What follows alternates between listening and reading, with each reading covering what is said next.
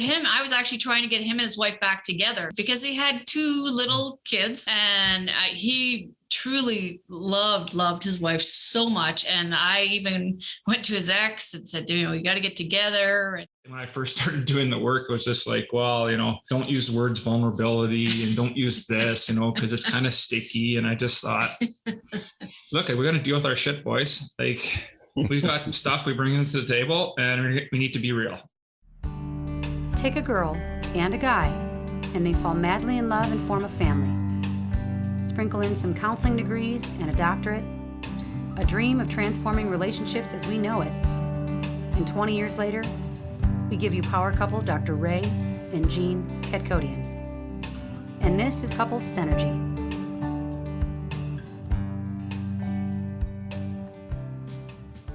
Welcome back to another episode of Couples Synergy with Dr. Ray and Jean. Hi, I'm Dr. Ray. And I'm Jean, and this is our podcast about love, marriage, and relationships. Please check us out online on our Facebook page and Instagram at Couples Synergy, or our website, couplessynergy.com. And be sure to subscribe to our podcast or send us any suggestions on topics you'd like to hear more about. And now on to Couples Synergy, an in-depth look at love, marriage, and relationships, where we bring you our experience helping thousands of couples transform their relationships for over 20 years. Every day we get to hear intimate details about a couple's celebrations, disappointments, and everyday challenges. We've often wished these stories were shared because we know we are more similar than different. So we've created not only an avenue where you can hear about people's intimate lives, but an atmosphere where people come over to our home pub, pour a drink, and share their stories. People like today's guests, Alain and Kim. Thank you so much for being on our podcast today. Alain is the founder of The Awakened Man and host of the Evolving Man podcast, which we were guests on. Mm-hmm. So you can go and check out his podcast and check out our episode there too as well. Thank you so much, guys, for being on our podcast today. Well, thank you very much for having us. And it was a great interview, and looking forward to sharing our story. What do you think, dear? And what a story it will be. Well, we are really excited here. So before we get into your story, why don't you guys tell us, how old are you? How long have you been together? Oh, this is where the numbers might get mixed up, but I'm 56 years old. Alan is 55. So I am dating, married to a younger man. Yeah. And we've been together since 2000. No. How old's Marcel? Marcel, yeah. 28, 29. Yeah. 25, almost 25 years. Yeah. Wow. That's great. You guys tell us a story about how you met? Well, it was quite interesting. I had just separated from my wife. I was a high school sweetheart, and at the time, I was just past my 30th birthday, and was in a rough spot transitioning through life, and I had got a job at a golf course. I was managing the food and beverage operations for a brand new golf course, and this fine lady was the office manager, taking care of the books and all of that stuff. And we just started out by hanging out and doing things. It was nice. It was comfortable to be able to just get to know somebody and not feel a lot of pressure. At least that's how I felt. I don't know about for you. Well, I was with him. I was actually trying to get him and his wife back together because I was devastated because he had two little kids, like 5 and 3 were his boys at the time. And he truly loved his wife so much. And I even went to his ex and said, you got to get together. And I never thought of him as definitely not marriage material because he was quite damaged. So, but we had a friendship for a while, and then it just kind of blossomed, to be in a relationship. But I think we realized that we needed to get some, counseling right away because we both had, baggage basically to figure this out. And I thought if we were going to be together, we better try and see what can work. So that's very interesting. Yeah. So you were trying to get him to get back with his ex. So you obviously knew his ex-wife? No, I actually didn't have a clue who she was. I actually had called her up and I said, you don't know who I am. I'm just a friend. That's all I am. There was no no intimacy with us at the time or anything like that. I said, I really think you should get back with your husband because he's just devastated, think of the kids and, all this and that. But she had gone on with somebody else. And that was her thing. So she had left Alan for somebody else. So she was all happy, and giddy and all that stuff. So how did you guys transition from being friends to dating? Kim just started leaving more and more stuff at my apartment, actually, is what happened. And so, no, in all seriousness, I think it just became natural. We would just, hey, you want to go to a movie? And at the time, with my separation, I had spent, when I say high school sweetheart, I literally mean it. We were 15, 16 years old, as a couple, right? Not knowing anything about life whatsoever. And so when my marriage split at 30, it was like, okay, I got to figure out what's going on. And I was completely devastated. Like there were many days that I wasn't sure I was going to make it. And, kudos to Kim about pushing and challenging me. Like, listen, I can't even consider being in a relationship with you if you're not going to go do some work. And so we just started, go to a movie. Kim's a great bowler, 10-pin bowler. So we went 10-pin bowling, just doing friend stuff and just hanging out. So there's no pressure about anything for intimacy. And then, I get latched on to, I don't have a lot of friends. I think it's pretty typical for guys. I don't have a lot of friends, but my friends that I do have are really close. And we just got really, really close. I just felt, that Kimmy was friend first before it was anything more after, right? How long were you guys working together? It was just a year. Yeah, year and a half. I moved on from that role and took on a different position at another organization, and Kimmy moved on actually at the end of the first golf season to do some work at another organization as well. But we just kept in touch. So we just had, golf seasons, 4.5 months up here, probably pretty similar for your neck of the woods as well, right? Not a big season. Right. And so it was maybe half a year that we worked together. Yeah. Who had feelings for the other person first? Jeez. You admit, come on, admit it. I'll say Alan. Yeah, I would say for sure. I was definitely, I definitely felt the attraction for Kim right off the hop. And I was grateful that she was a little bit more hold on. But I would say I was probably ready for that next step far sooner than Kim was. And, rightfully so. That's interesting because we did an episode on men and women can't really be friends. Because if you make enough deposits, it flips, you form a bond. And we always get challenged with that one, but here's living proof again. Yeah. Well, I think if you, all the things you ever read, you marry your best friend, and that's basically what it is. Like I can support Al. Al and I have gone through a lot of crap, and but he's my rock. I have no problem, and he gives me. I love my freedom. And I like to do different things. And I'm the party planner. I'm the person. And he's never, ever said no to me in terms of, oh, hey, like this weekend, oh, we got people coming over. Yeah, okay, fine. Like I'm the one that plans it. And he's never said, no, we can't do that. And if it is, it's just, well, I got to do this. Oh, it's like, okay, I didn't look at my calendar to realize that he's got this and this. So he's always given me freedom to do whatever I want. I love to golf. I golf quite a bit.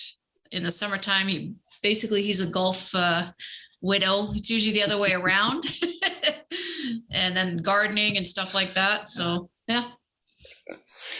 What's interesting is that Jean and I worked together too in, it was a community mental health center. And that's where we met before we started dating. And we're actually 6 years apart. I'm 6 years younger than she is too. So there's some similarities here. So I was going to ask you, was age ever an issue? She's just 1 year older. I'm only one. Oh, yeah, 1 year. Only 1 okay. year. Okay. Yeah. So we got you beat. Oh yeah, big time. Yeah. What was it about the other person that you fell in love with? Go ahead. I remember the first time I met him before I got my job, and it's it was his eyes. I'm a person attracted to people's eyes. It was like one of those movie things or whatever, where you look at a person's eyes and it was like, oh, and that was like, I can't get into that kind of stuff. But yeah, it was his eyes. And then he's very funny. Like he's always, he's a bit of a smart ass and always practical joker and stuff like that. So yeah, so that was one of the things that attracted me to. And he has a passion. He has whatever he does with a passion, because when I got to meet him, he was a chef as well. So he was a chef at the place. And my sister ended up having her wedding there, and he did everything to make sure that wedding was just amazingly good. And it was good. I have to tell you a really quick story. My dad loves hot soup, like really hot soup. And then you could explain the rest on that one. Well, the whole family likes their food piping hot, so hot so that if it leaves a blister in the roof of your mouth, then it tastes good. And so I told Kim I was going to make sure her dad had the best hot soup. So I put the soup bowls in the oven for about 5 minutes. So literally when I went to pour the soup into the bowls, it was boiling, like bubbling out. And her dad's name's Bob. And Bob came to me after, he goes, Al, that was the best soup I've ever had. I don't know how he tasted it, but he said it was the best soup he ever had. So I knew I was in good. Now I pleased the father-in-law. That's good. So I'm in on the good books. Yeah. So not necessarily spicy. It has to be like temperature hot. Temperature hot. It had to be really hot. So how does the engagement story go? Oh, well, you know what? I bet, we lived in sin, I'll say, for many years and cohabitated together, and we had lots of fun. I don't think there was really any pressure. Like Kim never had any pressure on wanting to get married. And so after, I'd say maybe within that first year, like we really started hanging out together and doing things. And then it just became more couple things. It was one of those, there wasn't really a long courtship, I would suggest, because we just fell into it. There was a lot of synergy within our two people, right? Us as a couple. And so I think that just kind of led into it. And then, after spending time together, we just found that, well, why are we, spending money on rent in two places and all of that, and started to do stuff. And we were going to believe it or not, we were going to counseling together right out of the gate. Because I had so much baggage to work through, and I was completely devastated. And I would say that up until maybe 5 years ago, I still live by the mantra that I will not give my heart 100% to anyone ever again, because of how damaged I was before. And I realized after some of the stuff that we went through was, I just can't do that. Like I got to be all in or not. And I'd rather be all in. Was there anything that happened that made you change your mind? Yeah, we had an affair in the relationship, and it just about totally destroyed Kim, and pivoted to the woman that I truly fell in love with. Was her independence and her freedom, and Kimmy's always been she's so much the opposite of my ex-wife, in that Kimmy has no problem telling me that shirt doesn't look very good on you. And, and if she didn't like something, come out and tell me. And I appreciated that to an extent, but I also allowed it to a point where I stopped standing up for myself. And so I kind of developed this codependent relationship with Kim, and I just wouldn't stand up for who I was. So I didn't learn how to do any boundaries. Just didn't, whatever I'm a servitude type of guy. Like everything I do is in service of others.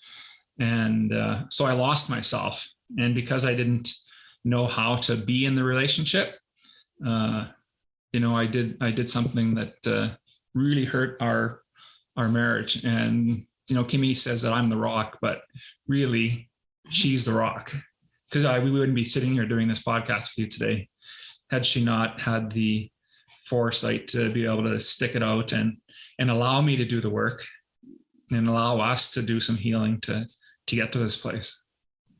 Kim, can you talk about that? Like, how did you get beyond that? How does any woman get beyond it? It's so secretive. It's a tough road to get through. I wouldn't wish it on anybody. And you feel so alone because you don't know who to tell. You don't know what to tell. You don't know if you're going to stay with him. You don't know, and Al actually, he went back to the woman after, 6 months? Mm-hmm.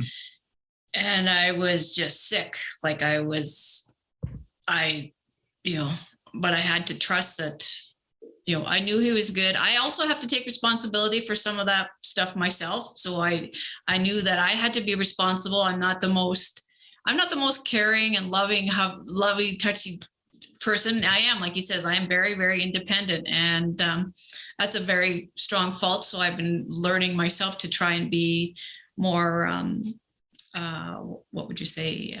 Compassionate and caring and appreciative. Like I said, I appreciate everything that he does. We did a lot of counseling, and I saw the changes in him. It hurt me because what his ex-wife did to him, and that's what I had the hardest thing believing, what his ex-wife did to him by cheating on him, he did to me. And I remember when we were in our relationship when we were counseling, he swore to God he would never do that to anybody. He would never do that. He would never do that. And I think that the trust was really, really, really hard. And to this day, there are some times when something happens and it triggers. But I'll be the first one to say to Al, you know what? I'm having a trigger moment right now. Can you explain to me and he's never said, oh, you're stupid, or, you're imagining. He's never ever said that. I think if he ever did say that, then I'd go back to going, this is, you're lying to me again. Like so he's always been very open and honest. Like especially if he's texting lots or whatever, and I don't want to be that person. I don't want to be that person that is always wondering. I have to let go and trust. And I just have to believe and have a faith that if it's meant to be, it's meant to be. And if it's not meant to be, then, I gave it my best and I did our best. And, I think if something ever happened to us, it wouldn't be that we hated each other. It would be just, well, you know what? It's time and we gave each other what we could give, kind of thing. Right. So, I imagine that's something that, you have to do on a daily basis. Really. It's just, kind of recommit, renew, and kind of keep working together every single day, right? Working on that trust, because as you said, those triggers, they can happen at any time. Yeah. Yeah. Well, and that's, and as the cheater in the arrangement here, it is my responsibility to take ownership for what happened. I can never give that away because there are other choices to make. Right. I could have spoken to Kim. I could have grown a pair and told her where I was at with stuff. And so there were other things to do. So every time Kim gets triggered, I do my best to acknowledge it and apologize for it, because I know it's there. It will never, I personally don't believe it'll ever totally disappear, and nor should it. I think it's part of, we as we grow up, we have scars, and it's part of who we are. As long as the focus isn't on that scar and making it be the focal point of the relationship, which it isn't. No. But we acknowledge that it's there. And every once in a while, you're going to bang that scar. Something's going to happen and it's going to bleed a little. And I have to be present. That's how I look at it. How do I, practice holding space for Kim to just be there, not make an excuse or try to figure the stuff out. It's not, I don't see that as my role, as that piece. It's just try to be present for her and let her work through the pain. And, and then we try to talk about it. We're not great conversationalists, I'll tell you that right now. But, it's still things that I think we're conscious enough to notice when the other person needs that support. Now, you mentioned that right off the bat, you guys went into counseling. And Kim, you had said that it's because both of you brought a lot of baggage into the relationship. And so, Kim, what baggage did you bring into the relationship? I come from alcoholic mother. So she wasn't present there for a lot. And same with my dad, who wasn't around, like showing love. So I am a person that is really hard to let love in, because I had to, well, it's basically the alcoholism. I had to learn how to become a more loving person. And I still work on that. And that's where the independence was, because my mom she wasn't around really when I was a kid. So being a kid, I had to be the little growing up. I couldn't show emotions. I couldn't have fun. I just couldn't do the things that a normal little girl gets to do. So I baggaged all that and kept it inside. And then I knew I've been in counseling forever, basically, to try and figure this out. And I think I'm getting better.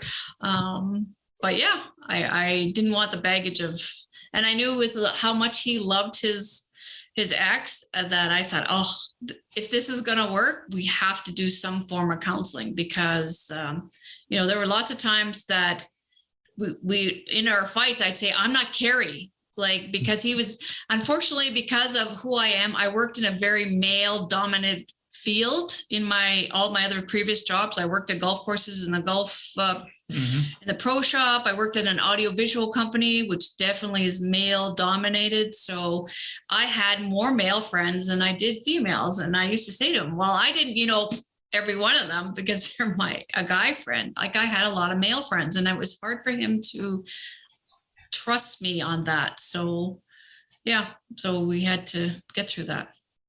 Have you gotten to a point where your hormones became a factor in terms of making you more sensitive and allowing some of that stuff to come up and talking at a deeper level with each other? Well, I'm going through the change right now. So we're having some major issues right now with other things that just not feeling it right now. Like it's, and I'm not into taking pills. So I'm trying to be more natural approach to that. And just, we have a strong faith in stuff too. So we do a lot of spiritual stuff and listen to things and try to be positive. And yeah, so one of the products that is sponsors our podcast is a CBD THC lubricant for women. And it's very helpful. We'll send you a sample of that. Oh yeah. And we did interview the woman who created it, and it's very helpful, especially, when you're in those hormonal things, your brain just doesn't settle, right? And so there's one that she has one is to balance your endocrine system, and the other one is to balance like yeast infection, like floral kind of stuff. And it really is nice. It really helps you feel that calmness, so that you can feel like you want to have, some intimate time. Yeah. And there's not much stuff out there for women. So we'll send you a sample of that. Oh, that would be awesome. Yeah. Yeah. That was a big part of a huge shift for us. And it's a lot of hard work when you're in the middle of it, but we're kind of at the tail end of it. And it's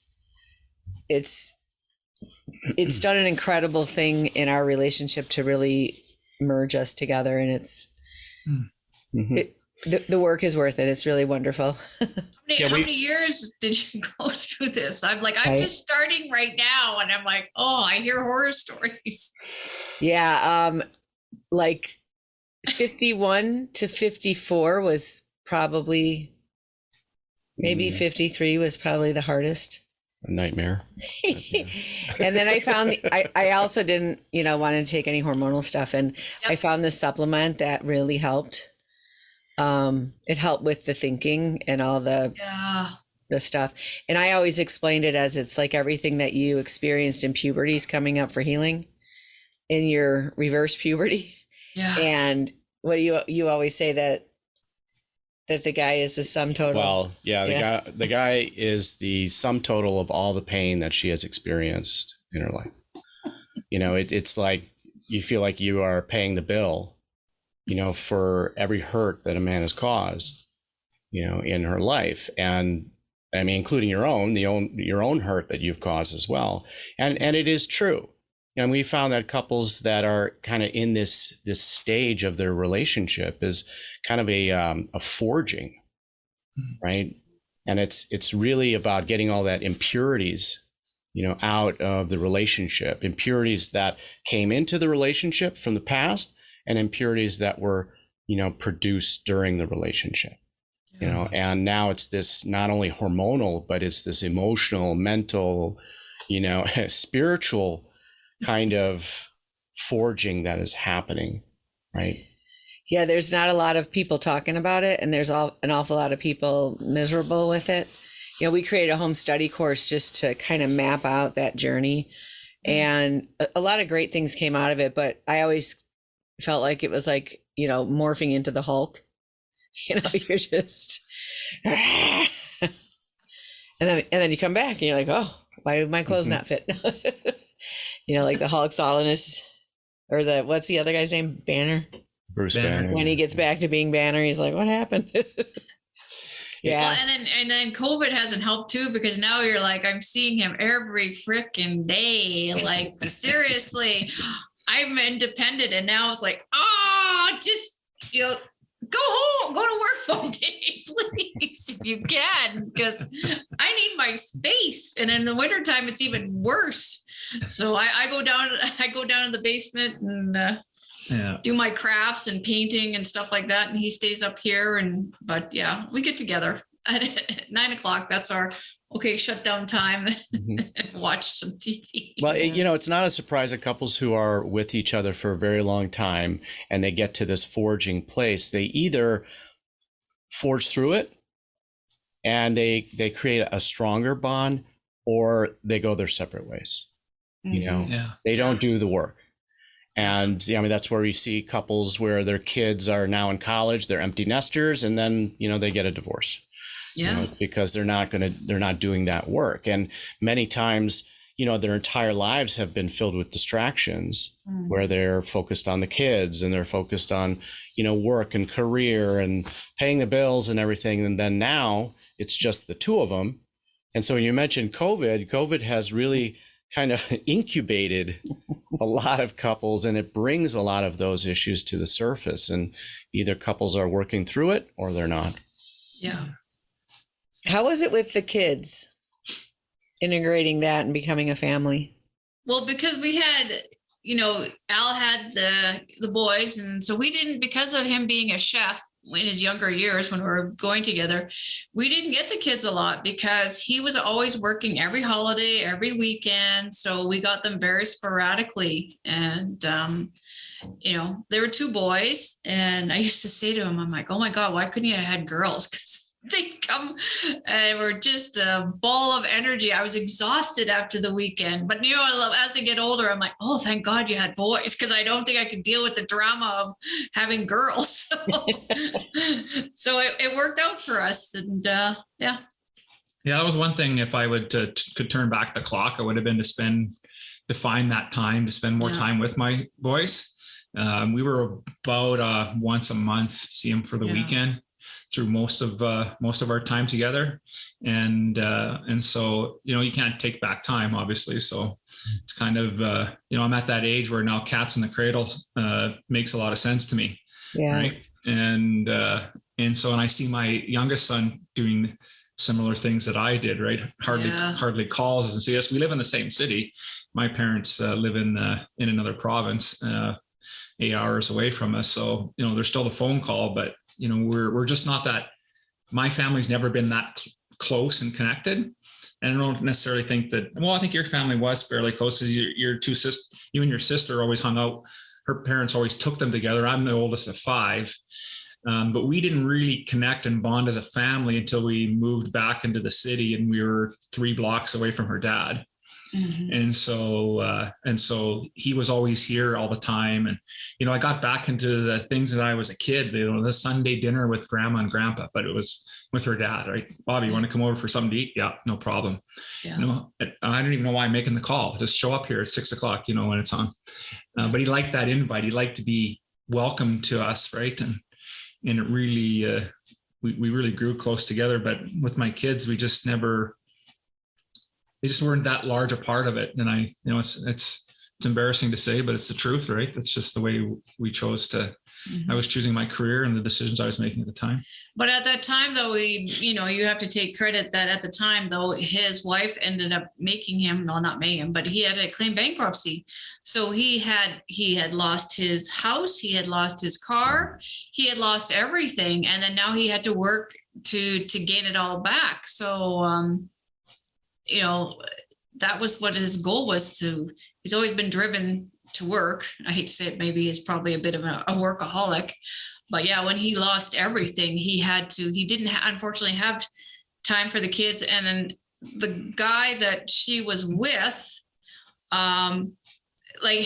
here's a funny story, and people are going to laugh at this. So the guy's name is Pete, that his ex-wife, I'm not going to say her name, his ex-wife, ended up leaving Al for how many years later? 10? Maybe 10, 11. 10 years later. And, we were always going to the hockey games for the kids and meeting this guy, Pete, and we're being cordial for the kids, right? We don't want them to see a bad thing or whatever. 10 years later, Pete comes knocking on our door and tells us that Carrie did the same thing to him. Ooh. So Al, as amazing as he is, it was even more amazing that he didn't say to him, like, well, now you know what it feels like. So it was, and Pete is an amazing guy. They come over, him and his girlfriend come over now. So it's just the weirdest thing that, like I said to my stepson, I said, do you ever tell that story that, your stepson and your father were, because Al chased him we don't need to get into that. Chased him down the street, but whatever. Hey, those were dark days. Those were really dark days. But it's just weird how people come into your life, and then now Pete's a good friend of ours, really. But you know what? Really, the thing about that whole dynamic is that even though I couldn't be there, Pete was a good to take care of my boys and raise them. Like Pete was the best thing for those two boys. Yeah. Like he gave them the stable home. He was so good with those kids. And so that's why, when stuff happened, like I just felt for the guy. Like I was more concerned what's going to happen to the two boys. I knew Pete was going to handle it. Like he was going to be okay. He's an older guy, so he'll live. But he had grown so attached to those kids and that whole piece. And I think as we get older and life happens, we learn to figure out, what's truly important. And like in the end, as long as the boys are looked after, that's all that I really cared about. Yeah. Those are such complex dynamics, to work from. When we met, Jean was a single mom. And so, when we got married, I was like an instant stepdad there. And, it's really interesting. We don't call it a blended family. We call it a stretched family, right? Because like Pete, it's kind of, he's not really family, but it's a stretched family because he's still part of the whole family system. Yeah. And so we've grown quite a stretched family over the years. That's for sure. Yeah. When our son got married, it was like his dad's family, our family, your family, and then his wife's parents are divorced, so both of their families, it was like 5 major families at this wedding. Yeah, that's almost the norm now, right? Like the family circle is just like, that's a great term, stretched. It's just not like it was in the 50s and 60s, right? It's just a multitude of pieces. And I think, if we're focused right on the kids and being there for them, we can put other stuff aside. Yeah, the blended family is the leading family structure in the world right now, currently. Not surprised. Yeah, and we've podcasted both our son's grandparents and aunt and uncle. So not his dad's not so healthy, but the rest of them, and his grandfather just passed, and they were in Florida, and we flew down there, to visit with her, and it's kind of a cool thing as long as all those emotions start to settle down and you mature a little bit, and then why not be inclusive? Yeah. It's nice. So Kim, how was that being a stepmom and then also having to kind of navigate the affair and just kind of balance all of that together? Well, the affair didn't really happen till later on in our marriage. So being a stepmom, it didn't intertwine at all Like it didn't really have any relevance at all because the boys were already, late in their mid-teens, early 20s, basically, right? And then the affair didn't happen. The kids we never told the kids at all. To this day, they don't know that it happened because they weren't over enough to know that. So the thing that is so devastating is that there's not really a lot of stuff out there for women, and that if they want to keep the relationship together, there's such a stigmatism that, if your husband cheats, that's it, you're done. You're done. You should kick him out. That's all it is like, it's like a disposable relationship. My parents, my dad had affairs on my mom. I know that for a fact, but my dad loved my mom to the 10th degree, and he would never, ever leave her. I don't know if my mom ever knew. She probably did, but there was a mutual respect there. And that, it was a good life for both of them. Maybe I think I married my father, because Al is just like my dad, doesn't say too many words and stuff like that. So he likes hot soup. Maybe. No, he doesn't like, he eats cold soup. I don't like cold soup. Too many years in the hospitality business. By the time I get to eat, it's cold. Yeah. So you get used to lukewarm food. Yeah. It's like coffee down in South America. They ship out all the good stuff, and the coffee in South America is not that good. So that's really interesting. And I think that is a really important part. People understand when things break up because of this stuff, but a lot of people would like to stay together. And we deal with this with a lot of our couples.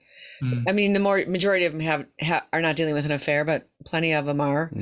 And they always say that, I like my home. I like our lifestyle. I like our family. I'm losing a lot.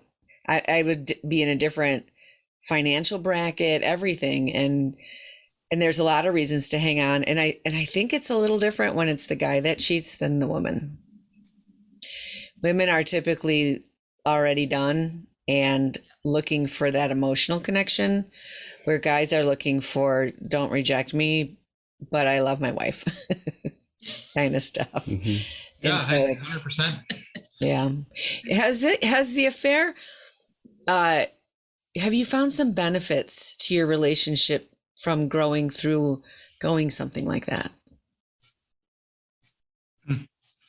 I know for me, the benefit is that I'm far more open with Kim. If something's bothering me now, I'll tell her. Not as quickly as I probably should. I still need a day or two, maybe a little longer, to figure out how I want to approach it. But I have the confidence today to step up, because I know what it ends up by doing. For me personally, and then ultimately to the relationship.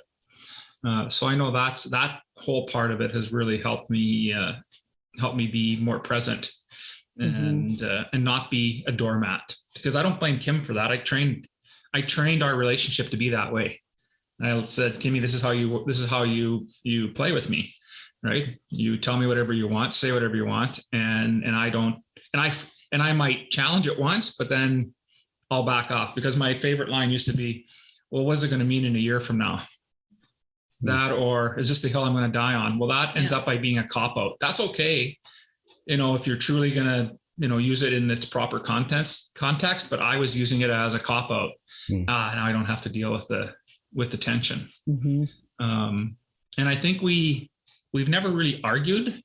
I wouldn't say that we have down out arguments, but we definitely argue more than we ever have, right? Like I will stand up and say, you're offside. Like, forget, that's not right.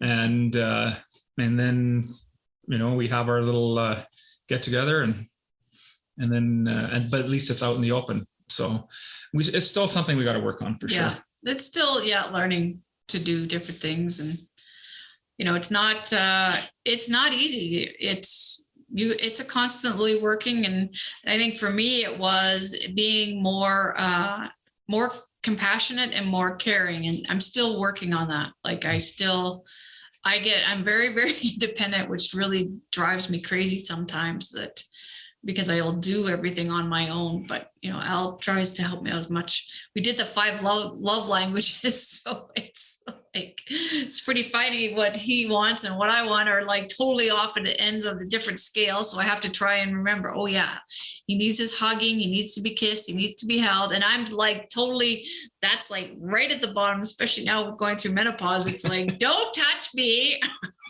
It's just too hot and I just don't feel like it right now, but I don't feel attractive. Yeah, I don't feel attracted. Nothing fits, yada, yada, yada. So Yeah, especially if you didn't get a lot of affection as a kid. no. I don't know how it was in Canada, but when I turned in my teenage years, everyone started having this bumper sticker that said, "Have you hugged your kid today?" Like it was this big movement. It was so weird. And all of a sudden you're like 16 and your mom's trying to hug you and you're like, what are you doing? And it took me a long time to really be affectionate. Like for me, it was like the only touch was sexual. So it was like, that was always weird. And until I was about 40, I would say. Took me a long time, but now I'm much more comfortable with those kind of things. And there's a lot of healing benefits to it. So I'm aware of that now. Well, and as a guy, we had to, my family was like Kim's as well. We were we weren't very affectionate to the day my father died. He never said he loved us. We just knew it though, right? You just knew. It's just, but that was his way. And same thing with my mom. My mom has yet to say that. Like when you're holding the grandson, oh, I love you and all that. But when you get older and you can actually have a conversation, that kind of stuff just didn't happen. But my ex-wife's family was all about that, right? Like I can remember going there, in high school, 18, and all the kids, she's the oldest as well, all the kids kissing mom and dad before going to bed, and we moved away and we'd come back and visit, and like they're 17, 18, 19, that was just normal. So that part of our relationship always had lots of physicalness to it. Right. And so when Kim and I got together, there was less of that, a lot less of it.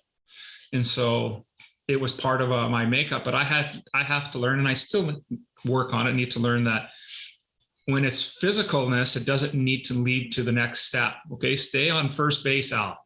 Can you stay? It's a single today. It doesn't, because no home runs here. Because, as for me anyways, because of how I'm built, I'm at this stage. Yeah. I'm ready to go almost all the time, but that doesn't grow any intimacy in our relationship if I'm not willing to meet Kimmy where she's at. And so it's something that we definitely work through for sure. Yeah, that's a really big problem. And one of the things that that's been helpful for us to teach people is to have a sex-free zone, because your brain never settles down, Kim. You're always like, oh, he's coming at me. How long is this going to last before it turns into, he tries more. So you can't really appreciate the affection. And what it's supposed to do is release the oxytocin and make you feel safe and bonded and lower anxiety. But when someone's coming at you, like, and so it's important to know that. Like, were you in our house this morning? Yeah. Like, it's like, when somebody wants to get, like, my cat wants to get kissed or something like that. It's like, oh. Yeah. So they have that clear language of, this is just, and those are really important things, that affection. It does so much good for us. I just never realized that menopause affected me that much. And I'm so glad that, Jean, you're saying that, because I'm thinking I'm losing my mind sometimes, because it's like, and it's just never ending thoughts and memory loss. And it's like I'm going crazy. Like I'm going to send you a little video by Christian Northrup. She wrote a book on menopause. Yes, I got her book. Yeah, and she's actually the one that created those supplements. Oh, okay. And she would call menopause birthing your soul. Mm. And I remember, and a lot of people probably don't talk about it, but the thinking is, it's invasive thinking. It's really not pleasant to go through. It's dark too. Yeah, it's very dark. And then I remember one day hearing another voice and I was like, oh, that one's my truth again. Like I could finally hear something that sounded like wisdom and not just the bombardment of, all the crappy thinking. Yeah. Oh yeah. It's a lot of crappy thinking. And yeah, it's real. Mm-hmm. Yeah. And, men, we go through our own menopause as well. See, we have the menopause. We have to get over all the men. They only have to get over the one menopause. Ourselves. Yeah. Get over ourselves. That forging that I was talking about earlier, it's kind of like going through another puberty, right? There's this shift that has to happen. And we have found that, there are a lot of things that we are doing now that we never did before. And there are things we were doing before, that we have cut out of our lives, right? And so it's like this bombardment of, everything in the world has, and I mean, the world is over sexualized right now as it is, and just continues to get worse. And over violent. And everything that's shocking. It's all shocking. Right. I don't want to feel shocked all the time. Mm-hmm. And, as a young man, I enjoyed those action movies, with all the violence and everything. Yeah. And I cannot tolerate them anymore. Yeah. And so there's like this shift and this phasing out that we have had to do, that's important, because then what it does is it really intensifies the time that we spend together, the energy that we put into our relationship, right? Because I think that that's really what's necessary for, these generations now. Past generations, they lived very separate lives. Traditionally, the man went to work, he made the bread, came back home, and, she was the homemaker, took care of the kids. But even in the home, they lived very separate lives, right? And now what's really necessary are for, spouses and for couples to really get into that emotional depth with each other, that vulnerability. And in order to get there, we have to heal a lot of past wounds that we brought into the relationship. And we are designed to heal. Yeah. It's just we don't really know how to do that on the emotional level. Like, you can't make your physical body not heal. It just does. Right. Yeah. But the emotional, it needs an event. It needs emotional first aid. And that'll generate a healing process. And that part of our brain has no relationship to time. So stuff just sits there from 4 years old, 15, 22, until you bump into it, because you can't be close to another person and have that in the way. Yeah. Because when you call it baggage, right? It's in the bag. Yeah. If it's in the bag, it's in between you. It's not, it's there, It's still there. Yeah. Now, Alan, did the affair and kind of recovery from that prompt you to start the Awakened Man? For sure. Absolutely. It was definitely something that, and not long after that, Kim's father passing away. But when my first marriage split up, I got into, really started to get into the self-help book. So whatever the latest self-help book was, I devoured it and read and wanted to, figure out how I could do better in relationships. And so I did that. And then when the affair came along and occurred, I just went back to the same thing. And so I was reading everything, winning your wife back, right? The good fight, like you name the book, I bought it, and I worked at it, and boundaries, and under the sheet music, all those ones, anything I could figure out to go, well, if I'm going to make this work with Kimmy, I have to start to understand how I got to that point and what can I do differently. And then when I was looking for somewhere to go talk about this, well, we could go to marriage counseling, but generally speaking, and I said to Kim at that time, I'm not going to freaking counseling, because my experience with my ex-wife was, it's going to be female. That's who I'm going to sit across. And it's going to be, I'm going to get whether it was intended or not, I'm going to feel like the therapist isn't going to listen to me. Mm-hmm. And I just thought, I can do my own work. I don't need that. And so I didn't go. I said, I remember telling you, I'm not freaking going. And I don't know if Kimmy was necessarily happy with that, but you trusted me enough to allow me to do my research and do the work. And when I recognized that there wasn't anywhere for me to go, and I called my two best buddies at the time, and, you know, I think similar to Kim, they just were, well, you're a douchebag. Like, why would you do that? Like, Kimmy's a nice girl. And, you know, they just didn't know how to support it. And I didn't need that. So I decided well, there must be a men's group, and there was nothing in my area for sure. And the only thing that I saw that was available was in British Columbia or in the US. And I decided that men need this help. And then as I was doing that work, then Kim's dad passed away. And he was really my closest best friend because he was here so much. And so when I got the call, because his dance partner, you know, his lady friend he would go dancing with, didn't hear from him for 2 days. And I went over to check on him. Like, he had an accident in the bathroom. And I never thought I'd see, you know, my father-in-law, I should say, and my best friend in that type of condition.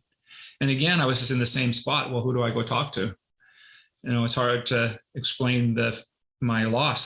That loss was just as devastating to me as it was losing my first wife, because we did everything together. Yeah, they did.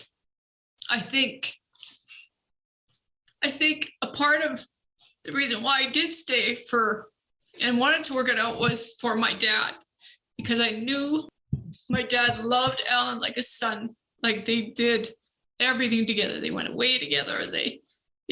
And I didn't want to take that away from Alan. So, and I think that's why one of the good reasons is why I stayed with Alan, because the thought of hurting my dad, I couldn't do that. And I thought, well, I can work it out and see what happens. You guys still have so much to harvest from this. And it really does take a very long time. You know, just the rebuilding of trust is only a small part of it. And that has to take a long time. It has to be like, is the sun coming up today? Yes. Okay, I'll look tomorrow. Is it still coming up today? Yeah, every day is the same, right? And then you can start to feel that. But that doesn't even begin to speak to the pain and the vulnerability and the betrayal and all the other stuff that you need to, so much healing to happen before you can even get to that kind of stuff. Mm-hmm. And you should listen to Jim and Vera's episode. And it took they're about 10 years past it now. And they, you know, the ultimate thing is he knows he would never do it. And that's why she finally could trust that. Not because he was behaving, but it became something that was not a part of his integrity that he could ever do again. Mm-hmm.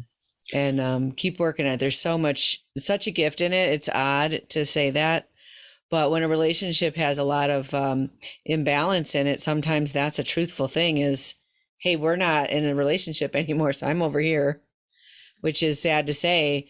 And then you realize, wait a second, look at all I'm losing, you know. And it's a tough, you're right. You wouldn't wish it on anyone. It's a tough thing to go through. But I've seen people grow so far beyond it that they needed the wake-up call to get there. Mm-hmm. And, you know, I think also for men, there are a lot of men out there that are alone, right? They don't have a network of other men that they can go to. They don't have good role models, you know, and they don't have that mentorship that it sounds like your father-in-law was able to do. You know, there's this mentoring that, you know, boys used to have. They used to have this mentor that they could look up to, and, you know, this role modeling of what it means to be a good man in this world, mm-hmm. right? What it means to be a good husband, what it means to be a good father. And so when you stepped out of line, you know, you had people there that you had to be accountable to. You had other men that you had to be accountable to, and that doesn't exist anymore. No. And so that's, you know, it's really a great thing that you created, you know, the Awakened Man, because that it's very much needed. Yeah, I just found that there's you're absolutely right. Right. I think the problem is that we just don't, as men, we don't have somewhere to go to. And when we go to our buddies, they don't know what they're doing. None of us are versed in that. We're not, have that piece of it. And so I think there's so much opportunity to help men. And the biggest challenge is that we have to be prepared to let go of our ego and just be okay with being, vulnerable. Mm-hmm. And, when I first started doing the work, it was just like, well, don't use words vulnerability and don't use this, because it's kind of sticky. And I just thought, look, we're going to deal with our shit, boys. Like, we've got stuff we bring into the table and we need to be real. And yes, it means you're being vulnerable. Is that okay? Because when we try to cover it and package it or push it down, because between the affair and Bob passing, like all that shadow stuff that I was suppressing, all of the need to feel loved and trying to find it externally, and the arrogance behind, I needed to be the best at this or the best at that. All that stuff started to come up because it didn't matter anymore. And am I willing to, I kept asking myself, am I willing to face this every day? I can't sit there and say I'm a man of integrity and then be the cheater in the relationship, like give your head a shake. So I need to rebuild who I am. And so part of that Awakened Man is being able to tell that story as well, to say, that it is our hero's journey. It is that redemption piece that we'll go through some fires and, can we, as you like to say, is forge a new individual. Yeah. Yeah, we definitely need more men in the world that are getting versed in some of this stuff to help people, especially guys, find that space and not be so lost. So last question, what is it that your partner does that they love you? Well, I can't wait to hear this answer. My partner does everything for me. I am so spoiled, it's not even funny. I don't even, he'll make me my coffee first thing in the morning. He'll start my car up, which in Winnipeg, we need that done almost every day in the wintertime, which you would know in Chicago. He's always been willing to try anything that I want to try. And he golfs. He took up golf because of me. He hated the game. And I had always told him, I said to him, you're going to be in my life, you better learn how to golf because I plan on doing it when I'm retired. So he took up the game, and he's actually pretty good at it, but yeah. So. Yeah. And for me, it's because Kim is so independent is when she remembers to do something for me, like pack my lunch or like something that I'm just not expecting, right? I'm not big on gifts, but doing those things like, hey, we started, there's a food program up here where you buy a box food and it comes in and there's 6 steps to make it. Well, now Kim can cook dinner and doesn't have to sit on for me. I can come home and it's a 25-minute process and we have dinner. All my work is go get the wine. And it's so those little things that are unexpected that I just go, okay, now I know she's thinking about me. So that's awesome. That's beautiful, guys. Yeah. So Alan, where can people find out more about the Awakened Man? Yeah, absolutely. They can reach out at the website at www.theawakenedman.net. And the membership site is members, that's plural, members.theawakenedman.net. Awesome. And the podcast is on the website as well. Yeah, podcasts on there, the Evolving Man podcast. So very cool. And they can hear a really awesome interview with me and Gene. Just got published this week. Check it out. Sharing stories is a way that human beings have been bonding and healing and growing since the beginning of time. And we hope that by you guys sharing your story, it's enriched your lives and the lives of our listeners. Well, thank you very much for having us on there. I wasn't sure if I wanted to open up that bag because now if I do process and send this out to my friends, there are a lot of friends that still don't know what happened. So it's something I have to decide whether I want my friends to know the true story. So, but in a sense, it might help other. Yeah, and thank you for sharing that. It is really important.